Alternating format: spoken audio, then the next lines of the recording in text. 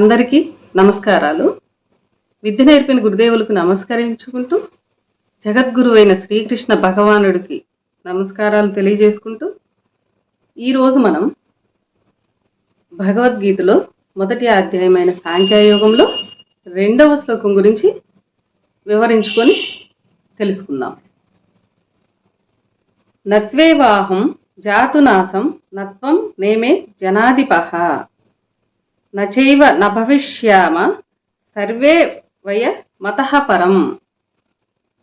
ఈ శ్లోకం జీవాత్మ గురించి తెలియజేశారు.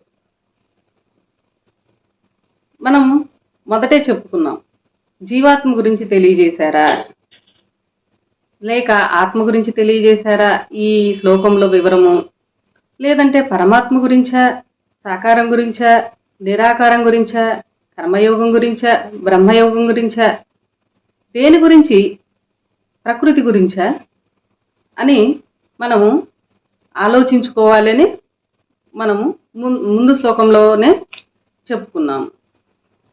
ఈ శ్లోకం జీవాత్మ గురించి తెలియజేయబడింది.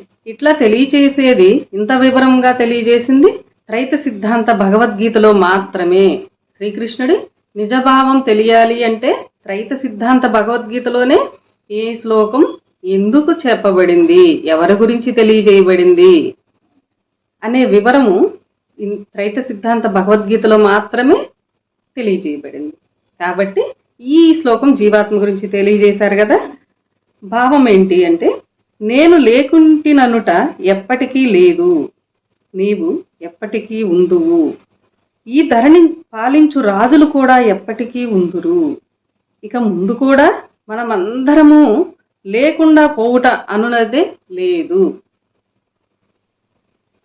ఇక్కడ వివరము తెలుసుకుంటే, సమస్త జీవరాశులు లేకుండా పోతాయని నీవు బాధపడుతున్నావేమో, సమస్త జీవరాశులు లేకుండా పోతాయని నీవు బాధపడుతున్నావేమో ఓ జీవాత్మ అని చెప్పారు ఇక్కడ భగవానుడు శ్రీకృష్ణుడు.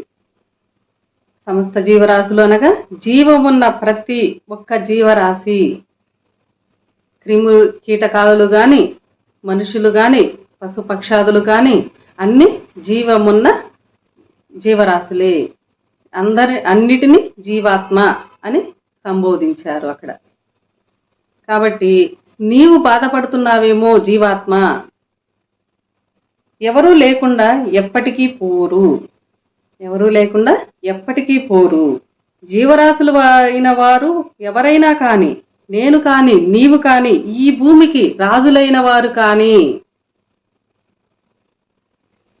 ఎప్పటికీ ఉందురు. అంటే ఈ జీవమున్న ప్రతి జీవరాశి, భూమి మీద ఉన్న ప్రతి జీవరాశి, రాజులు కానీ, రాజ్యాలేలిన రాజులు కానీ, పెద్ద పెద్ద సైంటిస్టులు కానీ, ఎంతో విజ్ఞానము ఎన్నో సాధించిన వారు కానీ ఈ భూమి మీద చనిపోతున్నారు అని మనం అనుకుంటాము. కానీ శ్రీకృష్ణుల వారు దానికి ఏం చెప్తున్నారు, అందరము ఎప్పటికీ ఉందుము ఇక్కడ అని అన్నారు. రాజులు కానీ, పశుపక్షాదులు కానీ, క్రిమికీటకాదులు కానీ, మనుషులు కానీ ఎప్పటికీ నశించరు, ఎప్పటికీ ఈ భూమి మీద ఉందురు అని శ్రీకృష్ణుల వారు తెలియజేశారు. ఇక్కడ ఈ మాట చెప్పగానే మనకు అందరికీ ఒక సందేహం వస్తుంది. అదేంటి, మనం పుట్టినప్పటి నుంచి చనిపోతున్నారు, పుడుతున్నారు, ఎన్నో జరుగుతున్నాయి, మన కళ్ళ ముందే పుట్టి చనిపోయిన వాళ్ళు, పెద్దవాళ్ళు ఉన్నారు అనే సందేహం మనకు వస్తుంది. మరి ఇది అసత్యం అంటామా, శ్రీకృష్ణుల వారు చెప్పింది అసత్యమా అని మనం ఒకసారి ఈ ప్రశ్న వచ్చినప్పుడు ఆలోచించుకోవాలి. కాదు, అసత్యమైతే కాదు, సత్యమే. ఎలా సత్యము? ప్రశ్న వచ్చినప్పుడు జవాబు కూడా అక్కడే ఉంటుంది. ప్రశ్న, జవాబు రెండు పక్కపక్కనే ఉంటాయి అని మనం గమనించుకోవాలి. ఎందుకు అంటే ఈ రోజుల్లో ప్రతి ఒక్కళ్ళకి ఓర్పు తక్కువగా ఉంది. ప్రశ్న వచ్చినప్పుడు జవాబు కూడా అక్కడే ఉందని తెలుసుకోవాలి. ఎందుకంటే ఈ రోజుల్లో భగవద్గీత గురించి ఎవరికీ సంపూర్ణంగా తెలియలేదు. పోనీ తెలియలేదు అనుకున్నప్పుడు మనం చదవలేదు, తెలియలేదు అనుకోవడానికి మనం ప్రయత్నం కూడా చేయలేదు, చదవలేదు, కాబట్టి మనకు ఆ విషయం తెలియలేదు అనుకోవటం లేదు. ఇప్పుడు భగవద్గీత చదవలేదు కాబట్టి మనకు ఆ విషయం తెలియలేదు. మనకు ఆ విషయం తెలియాలి అంటే చదువుకోవాలి, ప్రశ్నించాలి, ఆలోచించాలి అనే విచక్షణ లేకుండా అందరూ ప్రశ్నిస్తున్నారు, ప్రశ్నతోనే ఆగిపోతున్నారు. ప్రశ్న ఎక్కడైతే ఉంటుందో జవాబు కూడా అక్కడే ఉంటుందని మనందరం తెలుసుకొని అర్థం చేసుకొని భగవద్గీతను చదివి తెలుసుకోవాలి. ఈ మాట సత్యము, ఎందుకంటే మనుషులు చెప్పింది కాదు, భగవంతుడు సాక్షాత్తు దేవాది దేవుడైన శ్రీకృష్ణుడు చెప్పిన మాట కాబట్టి, స్వయంగా భగవంతుడే చెప్పాడు కాబట్టి ఇది సత్యము. దేవుడు చెప్పిన మాట ఎప్పటికీ పొల్లుపోదు. కాబట్టి దీన్ని ఎంతో ఓర్పుగా, ఎంతో సహనంతో ఆలోచించి, ప్రశ్నించి, చదువుకొని తెలుసుకోవలసిన విషయము.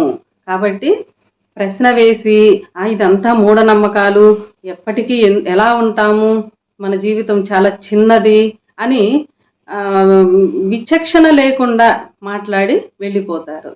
కాబట్టి మనం అట్లా దేవుడికి వ్యతిరేకంగా మాట్లాడొద్దండి. ప్రతి ప్రశ్నకి జవాబు భగవద్గీతలోనే ఉన్నది. కాబట్టి మనము ఎంతో శ్రద్ధతో, ఓర్పుతో చదువుకొని తెలియని విషయాలు కూడా కొంతమంది పెద్దలు, జ్ఞానం తెలిసిన పెద్దలు చాలా మంది ఉన్నారు, వాళ్ళని ప్రశ్నించి తెలుసుకోవాలి ఓర్పుతో. మనందరము జీవరాశులం కాబట్టి ఎప్పటికీ ఉంటాము అర్జున, ఓ జీవాత్మ అని తెలియజేసినప్పుడు అది సత్యమే అని ఎంతో విశ్వాసంతో నమ్మాలి. మనం నమ్మి ఆ మాట ఎలా ఉంటాము, అసలు ఏంటి ఇక్కడ శ్రీకృష్ణుడు వారు తెలియజేసిన విషయము ఎలా ఉంటాము అనేది ఆ ప్రశ్నే మనకి మనసులో రావాలి.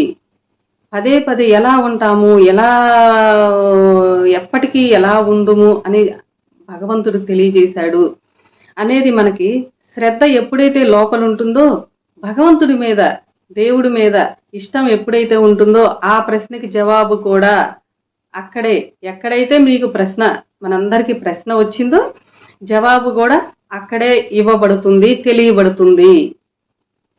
అందుకోసమే ఎంతో విశ్వాసంతో ఉండాలి. ఎవరి మీద?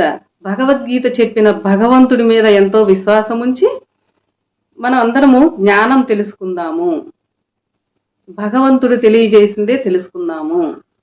అది తెలుసుకోవాలి అంటే, శ్రీకృష్ణుడు నిజభావం తెలుసుకోవాలి అంటే త్రైత సిద్ధాంత భగవద్గీతలో మాత్రమే వివరంగా తెలియజేయబడింది. ఇది తెలుసుకుంటేనే మనం భగవద్గీత సంపూర్ణంగా తెలుసుకున్నట్టు, చదివినట్టు.